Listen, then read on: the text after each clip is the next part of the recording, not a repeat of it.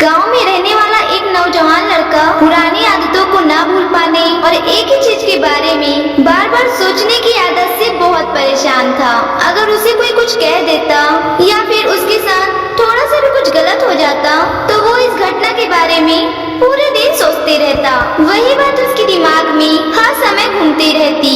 फिर वो या तो अपने साथ हुई कुछ बुरी घटना के लिए अपनी किस्मत और भगवान को कोसता रहता या फिर उस इंसान से बदला लेने की खाली पुलाव बनाते रहता जिसने उसे कुछ कह दिया था या उसके साथ कुछ गलत किया था।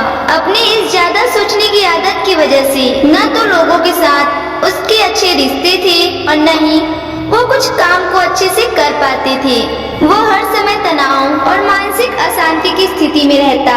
उसकी ऐसी हालत को देखकर उसके एक मित्र ने उसे एक सलाह दी कि यहाँ पास की एक बौद्ध मठ में एक जिन मास्टर रहते हैं, तुम उसके पास जाओ। वो तुम्हारे इस मानसिक समस्या का कोई न कोई समाधान अवश्य ही बता देंगे। वह नौजवान लड़का जिन मास्टर के पास जाता है और अपनी समस्या उन्हें बताता है कि कैसे वो एक ही घटना के बारे में बार बार सोचता रहता है और पुरानी बुरी बातों व यादों को भूल नहीं पाता।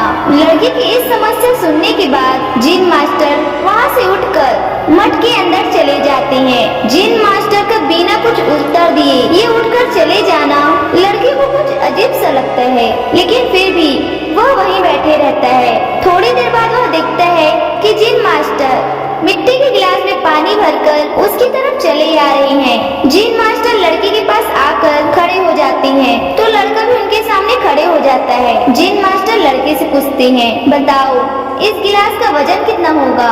लड़के ने कहा, मैं एकदम सटीक तो नहीं बता सकता, लेकिन इस गिलास का वजन बहुत ही कम है। अब जिन मास्टर ने गंभीर होकर कहा, मेरा प्रश्न यह है कि मैं ये गिलास को थोड़ी देर ऐसे ही पकड़कर रखा रहूं तो क्या होगा? लड़के ने कहा, कुछ भी नहीं होगा।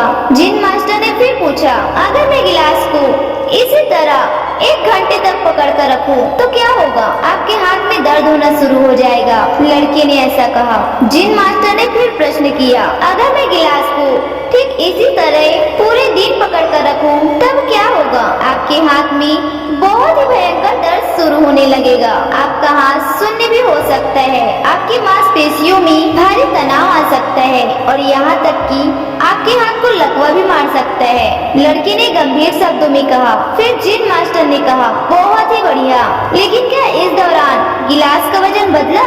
लड़के ने कहा, नहीं, वजन तो नहीं बदला, तो भला हाथ में दर्द और मांसपेशियों में तनाव क्यों आया? जिन मास्टर ने पूछा। बहुत समय तक पकड़े रहने के कारण लड़के ने जवाब दिया। जिन मास्टर ने फिर प्रश्न किया, अब इस दर्द से छुटकारा पाने के लिए मैं क्या करूं? गिलास को नीचे रख दीजिए, यह लड़के ने कहा। जिन मास्टर ने कहा, बिल्कुल सही। तो जीवन की परेशानियां भी कुछ इसी तरह होती है। इन्हें कुछ देर तक अपने दिमाग में रखिए और लगेगा कि सब कुछ ठीक है। उनके बारे में ज्यादा देर तक सोचिए तो आपको पीड़ा होने लग जाएगी और भी इन्हें बहुत देर तक अपने दिमाग में रखिए तो वह इंसान पागल होने लग जाएंगे और आप कुछ भी नहीं कर पाएंगे। जिन मास्टर ने लड़की की तरफ इशारा करते हुए कहा, अपने जीवन में पिछली गलतियों और घटनाओं के बारे में सोचना जरूरी है, लेकिन उससे भी ज्यादा जरूरी है उनसे सीखकर आगे बढ़ना। अगर तुम एक ही बात को पकड़कर बैठे रहते हो तो ठीक उस गिलास की तरह ये भी तुम्हारे जीवन में दर्द पैदा कर देगा। अगर तुम आज अपने अतीत को लेकर बैठे रहते हो तो ये आज भी तुम्हारे हाथ से निकल जाएगा और तुम भविष्य में इसके लिए पश्चाताप करोगे। तुम अपने अतीत के लिए जैसा इंसान बनना चाहते हो या फिर जिन गलतियों के लिए तुम पश्चाताप कर रहे हो तो तुम आज से ही वैसा इंसान बनने का प्रयास करो और कोशिश करो कि तुम आज ऐसी गलतियां न करो जिसके लिए तुम्हें भविष्य में पछताना पड़े। इसलिए चिंता करना बंद करो और अपने आज के कर्मों पर ध्यान दो, क्योंकि चिंता व्यक्ति को उसकी चिता तक ले जाती है।